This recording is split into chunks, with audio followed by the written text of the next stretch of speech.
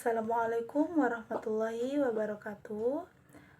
Perkenalkan, nama saya Siti Zahratun Hasnah dari kelas 1B dengan NPM A1M022012 dari Prodi Pendidikan IPA Fakultas Keguruan Ilmu Pendidikan. Baik, di sini saya akan mempresentasikan mata kuliah Filsafat Pendidikan dari bab 1 dengan dosen filsafat saya, yaitu Bapak Muhammad Kristiawan. Baik, selanjutnya saya akan menjelaskan materi bab 1, yaitu mengenal filsafat dan filsafat pendidikan. Baik, di sini dari bab 1 ini terdapat beberapa subbab, yaitu apakah filsafat itu, yang kedua, apa itu filsafat pendidikan, yang ketiga, apa yang menjadi persoalan filsafat, yang keempat, bagaimana berpikir kefilsafatan, dan yang kelima, apa saja yang menjadi cabang-cabang filsafat. Nah, dari 5 subbab ini akan kita bahas satu persatu dalam video ini.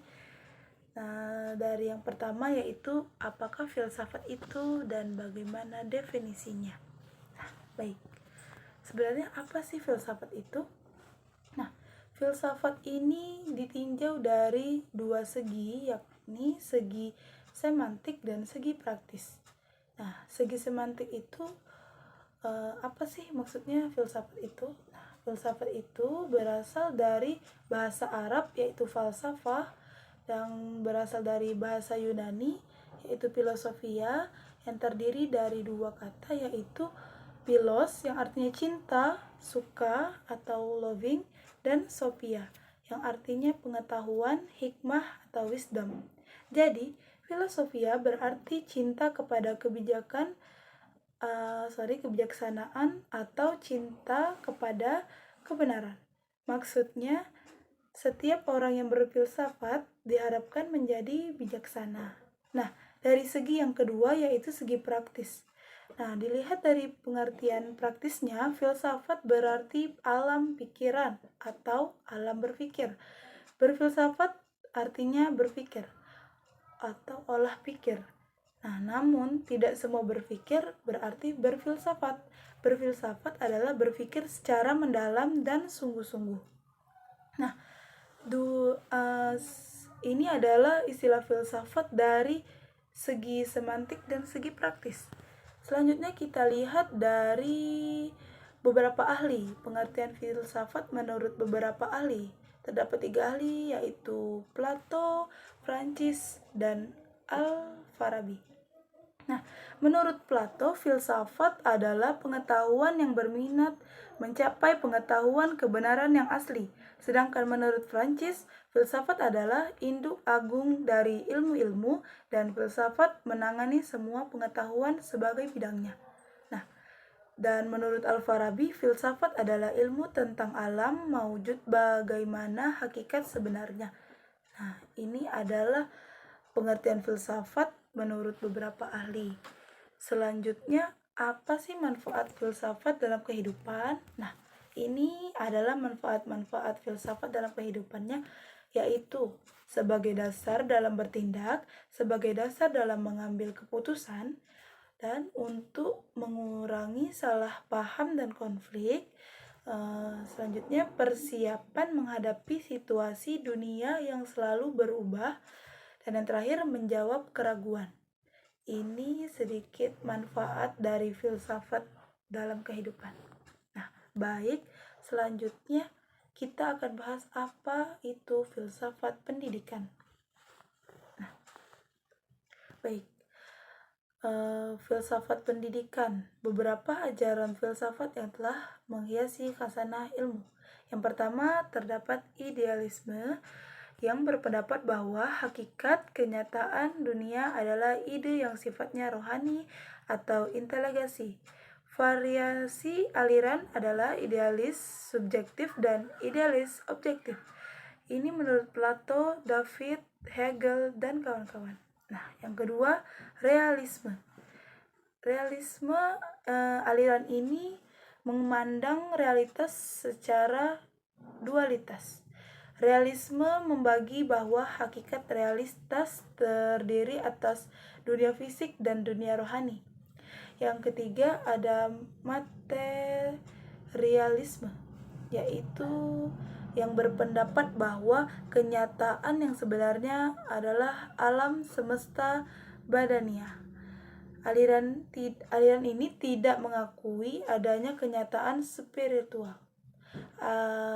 Yang keempat, pragmatisme merupakan aliran paham dalam filsafat yang tidak bersikap mutlak atau absolut, tidak doktrin, tetapi relatif tergantung kepada kemampuan manusia. Nah, yang kelima yaitu eksistensialisme, yaitu aliran ini sebenarnya memfokuskan pada pengalaman individu secara umum. Eksistensialisme menekankan kepada pilihan kreatif, subjektif, dan pengalaman manusia dan tindakan konkret dari kebenaran manusia atas setiap skema rasional untuk hakikat manusia atau realitas. Selanjutnya yaitu makna filsafat pendidikan. Filsafat pendidikan itu apa sih sebenarnya? Filsafat pendidikan adalah filsafat yang digunakan dalam studi mengenai masalah-masalah pendidikan filsafat. Nah, filsafat merupakan perangkat nilai-nilai yang melandasi dan membimbing ke arah pencapaian tujuan oleh pendidikan. Oleh sebab itu, filsafat yang dianut oleh suatu bangsa atau kelompok masyarakat tertentu atau yang dianut oleh perorangan akan sangat mempengaruhi tujuan pendidikan yang ingin dicapainya. Kenyataan apa saja yang harus ada di sekolah atau yang diajarkan dosen atau guru, selalu memiliki pandangan mengenai realita.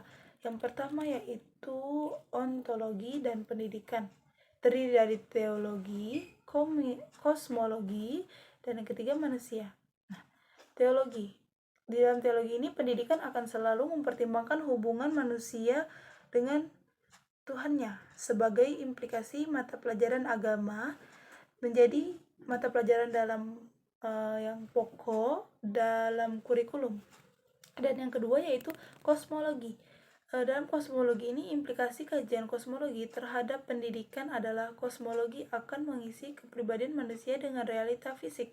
Nah, yang ketiga yaitu manusia. Pendidikan merupakan kegiatan antar manusia, oleh manusia, dan untuk manusia. Oleh karena itu, pembicaraan mengenai pendidikan tidak bisa lepas dari pembicaraan manusia. Selanjutnya yaitu epistemologi dan pendidikan. Epistemologi memberikan sumbangan bagi filsafat pendidikan, yaitu untuk pengetahuan apa yang harus diberi kepada siswa, bagaimana cara memperoleh pengetahuan, serta bagaimana cara menyampaikan pengetahuan merupakan sumbangan epistemologi dalam pendidikan. Dan yang ketiga yaitu epistemologi dan pendidikan. Aksiologi merupakan cabang filsafat yang membahas nilai baik dan buruknya serta indah dan jeleknya. Nilai terkait erat dengan pendidikan. Nilai selalu menjadi pertimbangan dalam merumuskan pendidikan. Baik, selanjutnya kita akan memasuki subbab yang ketiga, yaitu apa yang menjadi persoalan filsafat. Dalam persoalan ini terdapat 6 persoalan, yaitu bersifat sangat umum. Yang kedua, tidak menyangkut fakta. Yang ketiga, bersangkutan dengan nilai-nilai. Yang keempat, bersifat kritis. Yang kelima, bersifat sinoptik. Yang keenam, bersifat implikatif. Baik, yang pertama yaitu bersifat sangat umum. Persoalan filsafat bersifat sangat umum artinya adalah persoalan kefilsafatan tidak bersangkutan dengan objek-objek khusus. Dengan kata lain, Sebagian besar masalah filsafat berkaitan dengan ide-ide besar. Nah, masalah yang kedua yaitu tidak menyangkut fakta. Persoalan filsafat tidak menyangkut fakta, artinya persoalan filsafat yang ini bersifat spekulatif. Persoalan-persoalan yang dihadapi melampaui batas-batas pengetahuan ilmiah. Nah, persoalan yang ketiga yaitu bersangkutan dengan nilai-nilai, yang artinya persoalan-persoalan kefilsafatan bertalian dengan penilaian, baik nilai moral, nilai estetis, nilai agama, dan nilai sosial. Nah, persoalan yang keempat yaitu bersifat kritis. Nah, bersifat kritis ini merupakan analisis secara kritis terhadap konsep-konsep dan arti-arti yang biasanya diterima dengan begitu saja oleh suatu ilmu tanpa pemeriksaan secara kritis. Nah, persoalan yang kelima yaitu bersifat sinoptik. Bersifat sinoptik ini mencangkup struktur kenyataan secara keseluruhan. Filsafat merupakan ilmu yang membuat susunan kenyataan sebagai keseluruhan. Nah, dan persoalan terakhir yaitu bersifat implikatif. Persoalan yang bersifat implikatif ini artinya persoalan filsafat yang membutuhkan jawaban, dan jawaban itu akan memunculkan persoalan baru yang saling berhubungan. Nah, ini adalah persoalan-persoalan filsafat. Dan selanjutnya subbab yang keempat yaitu bagaimana berpikir kefilsafatan. Nah, berpikir secara kefilsafatan sudah pasti berpikir secara menyeluruh dan sistematis, karena berpikir adalah kegiatan menghubungkan pengetahuan atau pengelolaan informasi yang diterima. Berpikir merupakan suatu kegiatan untuk menemukan pengetahuan yang benar. Apa yang disebut benar bagi orang adalah tidak sama benar bagi kita. Dan begitupun sebaliknya, apa yang benar bagi orang lain belum tentu benar bagi kita.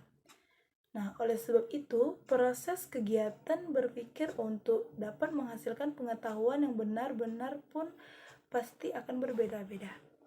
Nah, baik. Selanjutnya subbab yang terakhir yaitu apa saja yang menjadi cabang filsafat. Nah, cabang filsafat ini terdiri dari 3 cabang, yaitu yang pertama ada metafisika, yang kedua epistemologi, yang ketiga aksiologi. Nah, metafisika, istilah ini berasal dari bahasa Yunani yaitu meta fisika, yang dapat diartikan sebagai sesuatu yang ada di balik atau di belakang benda-benda fisik. Nah, itu istilah metafisika. Dan yang kedua epistemologi. Epistemologi berasal dari bahasa Yunani yaitu episteme, artinya pengetahuan, dan logos, artinya teori.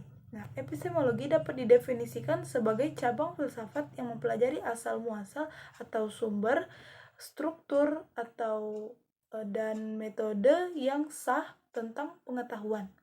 Nah, selanjutnya cabang yang terakhir yaitu aksiologi. Aksiologi adalah cabang filsafat yang mempersoalkan penilaian atau yang berhubungan dengan nilai guna. Nah, baik, kita sudah selesai membahas 5 subbab dari bab pertama, yaitu bab 1 mengenai filsafat dan filsafat pendidikan. Sekian dari saya, itu saja yang dapat saya sampaikan. Mudah-mudahan dapat dimengerti dari video ini. Sekian dari saya. Wassalamualaikum warahmatullahi wabarakatuh.